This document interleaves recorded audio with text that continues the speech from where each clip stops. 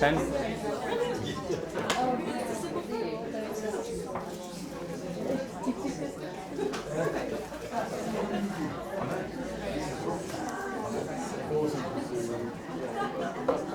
Right.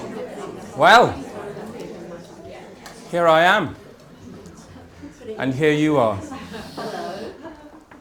Welcome, welcome. Welcome, every other thing there is. I've run out, yeah.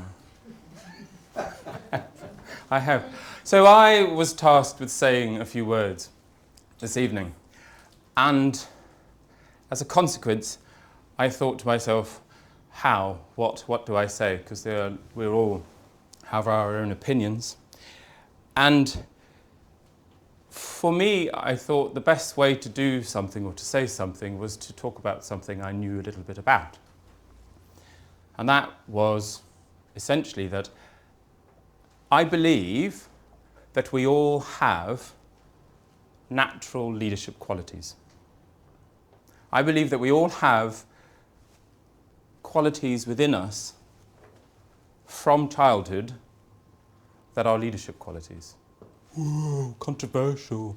Leadership's born. Leaders are born. They're not. I don't believe that. I don't care about that sentence, that statement. I don't care about the statement leaders are made either. What I care about is the fact that that leaders, or the qualities of leadership, are inherent within us, and perhaps as a consequence of our experience, our upbringing, our education, we can't see them. We don't use them. So, I have one word, in my humble opinion, that sums up leadership. That word, hopefully, will appear if I do this. But I was wrong. So what I have to do is this.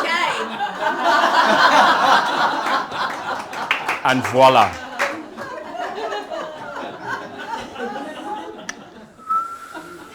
So smooth. For me, that's leadership. For me, that one word sums it all up. But there's a lot of things in that word. The Latin etymology of the word is core. And that means of the heart.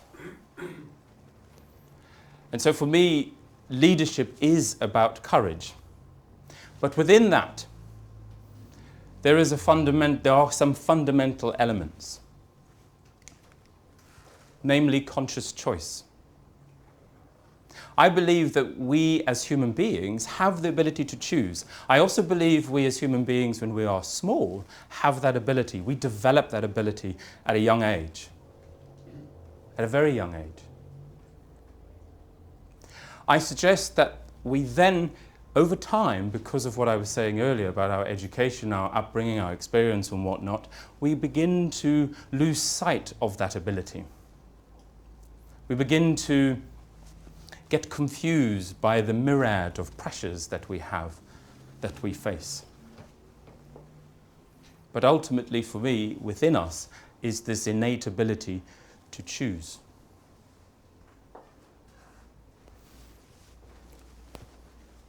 I had a friend who was also a ginge. We were like this. That friend's name was Leslie During.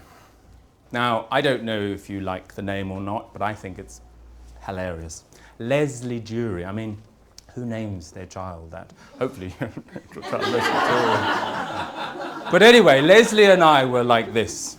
Now, bearing in mind, I didn't grow up in this country. I grew up in Africa. And in Africa, things are done differently. There's a sun, and there's sort of the plains of Africa, or call them fields on the school grounds. And we played a lot. We played a hell of a lot. We didn't do a lot of homework. Now, Leslie, luckily enough, had a swimming pool at his house. So I liked that. I used to be a swimmer. So we would go to Leslie's house after school and we would swim and mess about. There'd be no homework done. I did this for 3 terms. In South Africa, you have 3 terms in the year. And each term you write exams. And if you fail the exams, you fail the term. In the final term, you have to write exams to get promoted to the next standard, as they called it, the next grade or next year, I presume. Anyway, I was playing all afternoon for near on 9 months. Mother, God rest her soul, eventually came to me and said to me, "You are not ever going to see Leslie Dury again. You are not, Deon. You are grounded." And I was. Now, in that instruction, or perhaps rather in the response to that instruction, I had 2 choices. 1, to listen to her and abide by that instruction, or 2, to ignore it and carry on playing and not doing the homework. I did the former. And for me, the best bit about it was that when the end of the year came, and we used to get report cards in the post, and I was at a different friend this time, Brendan Tweedale. He too had a swimming pool. I was at Brendan's house, and I saw the postman arrive, and I saw the letter. He got his report card. I ran home, hightailed it home, and got home before my parents got home. Mother worked all day anyway, so that's why I was able to not do any homework. But besides that, the report card was in a letterbox. And I opened it up and I scanned, didn't even look at the grades. All I looked down was the right-hand corner because I knew down there was going to be a statement. And the statement was, "You've been promoted to Standard 6, which was the next year on. And for me, that was for me, that was the story. For me, that was the message about conscious choice. We have choices as human beings. We have the ability to choose. And it's the same when it comes to leadership, I think. We have the ability to choose whether or not we go head on into something, or we stand back and we review it, or we do whatever. But we have the ability to choose. Am I going the right way? Yeah, I am. Linked into that, in my opinion, is with conscious choice, we are open to opportunities. We see things differently. I don't know if you've ever noticed that for yourself. When you are more mindful, sorry to use a word that's bandied about a lot, but when you pay more attention to the choices you make, you see more of those things in front of you that you need to see, maybe that you want to see. There was a time where, slightly older than the story I just talked to you about, I was about 14. And again, it was in South Africa, and I had a friend. His name was Sean Ellerbeck. Again, there's a theme in all of this. He too had a swimming pool. And I loved going around to Sean's house. However, Sean's father was a man who embarked in inappropriate behaviour with young boys. But I always wanted to be part of things as a teenager. I'm about 12. I always wanted to be at friends' houses and be included in stuff. And swim, obviously. The day I remember was when we were outside in the pool, and I noticed young boys, friends of ours, being taken into the house. And I thought, well, it's going to be my turn soon. And I was taken in to the house, into the kitchen. But I chose not to turn right and go down the hall to a bedroom. I turned left and I went into the living room and I picked up the phone and I dialed 999. And in that moment, I realized that I was able to make a conscious choice and see an opportunity for myself. And it really had a profound effect on me as a child.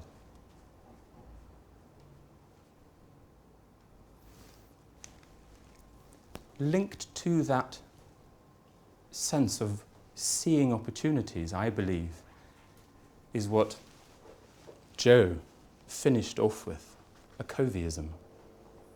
St. Francis of Assisi said it before Covey. Understanding before being understood. And Covey talks about seeking first to understand before being understood. And I think as leaders and as people who run our own businesses, I think it's important to do the one skill that that sentence epitomizes. Listen. Listen to yourself. Listen to others. And in listening to yourself, listening to your values, essentially, those principles, those inner beliefs, those core beliefs that you may not particularly like, but some you may like, that tell you something about yourself and how you respond, and how you drive your business, and how you connect with other people. Listen to yourself. Because I believe that in itself is a powerful tool, a powerful attribute that we all have as human beings. All these things we have them from childhood. I'm not telling you something you don't know. You know all this stuff.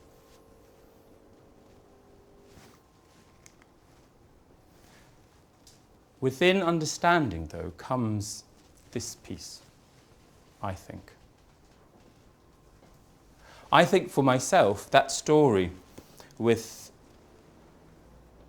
Sean's father is about seeing,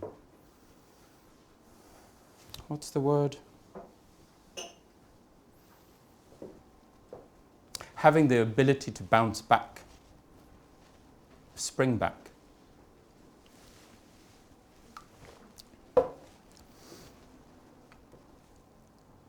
My son is 22 months old. Did I get that right? Yeah, I did.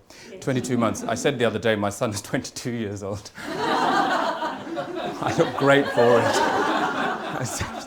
Anyway, his name's William. He is quite incredible, I think. I think he epitomizes the stuff I'm talking about in the sense that he has within him the stuff. And I noticed the other day, I have this dining room, I didn't notice the dining room table, but go with me, here's the story. There was this dining room table, I made it. It's made out of railway sleepers. I'm quite handy. I'm not handy at all. I just wanted to do something that made me look handy and manly. So I made the dining room table. It's quite a sturdy piece of kit.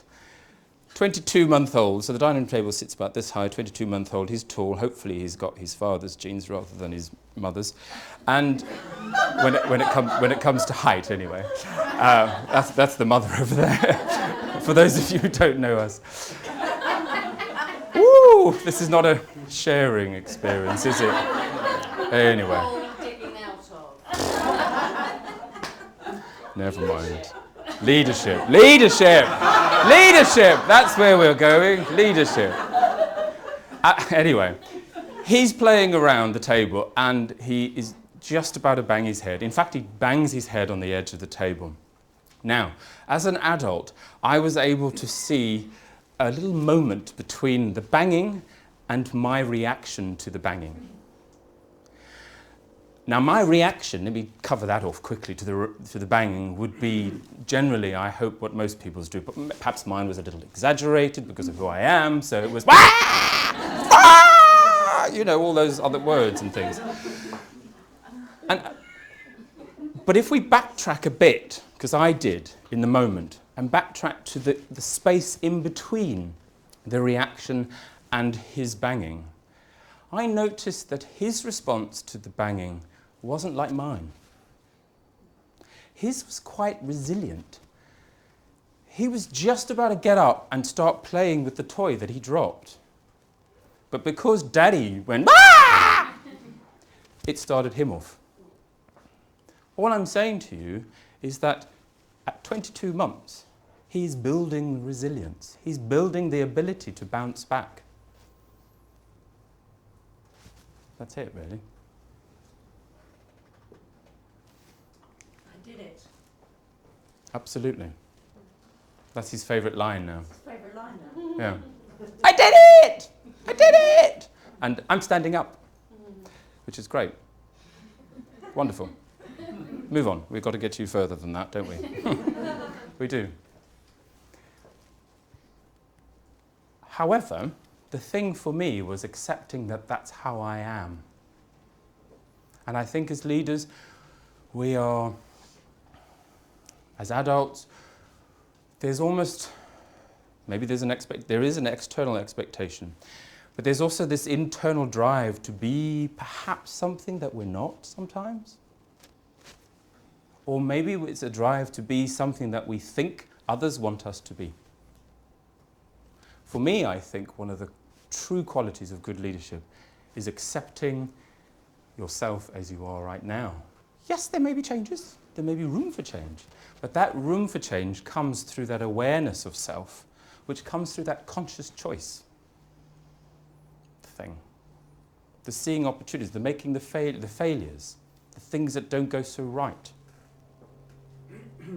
But that acceptance of self, I think, is the bit that leads us to becoming more aware, becoming more conscious of the decisions that we're making, or the decisions that we're not making, which is in itself a decision, isn't it? There is another little story, just because. And that story links into this piece here, because I believe that without a clear direction, a clear purpose, a clear trajectory, if I can get the word out, what I want to achieve, if there isn't that, then where do you go as a leader? What do you do? We've got to have an idea. It's not saying that it's set in stone, it's inflexible. It's about having that goal, that aspiration.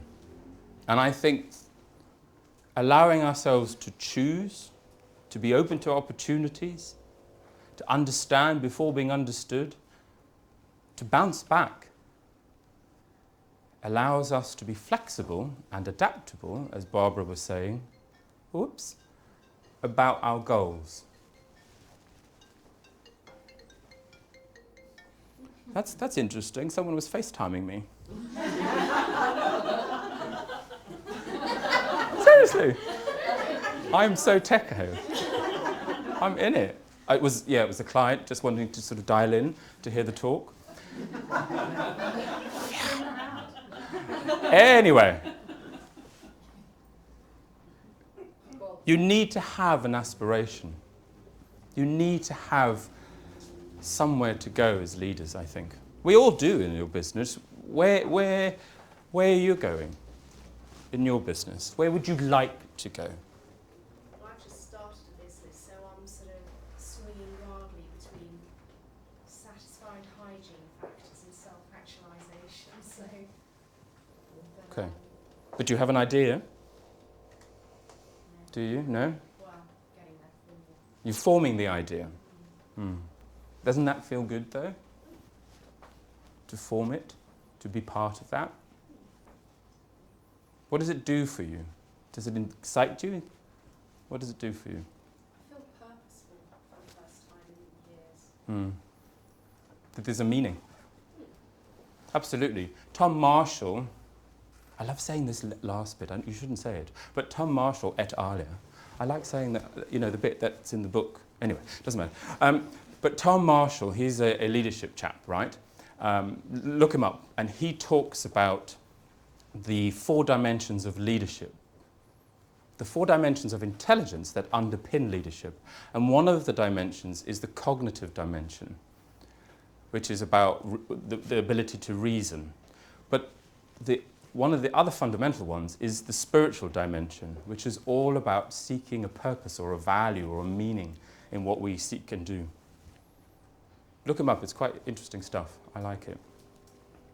Moving on though. My final piece is about enthusiasm. That's why I was asking whether or not you were excited about it. I was trying to make a link. Never mind. But you were excited about it. You are excited about it anyway. But it's about having, I think Barbara was talking about it, and you were talking about having a sense of enthusiasm about yourself and what you're doing. And I think that's fundamental and the linchpin that joins all of these other letters and words together. But it's not, in my opinion, narcissistic enthusiasm. It's genuine, truthful. People talk about authenticity and bang the word about a lot. For me, that's essentially just being truthful. And knowing the values piece that I was referring to, understanding how your values impact on yourself and how they impact on others in terms of what you say and do, helps to ensure that authenticity or truthfulness is there within your enthusiasm. So I can't say any more because I'm conscious of the fact that you have no alcohol in your hands and you've probably sobered up by now and really analysing what I'm saying, as opposed to earlier when you had alcohol, probably would have sounded better. Nevertheless, what I would suggest to you is just this one thing.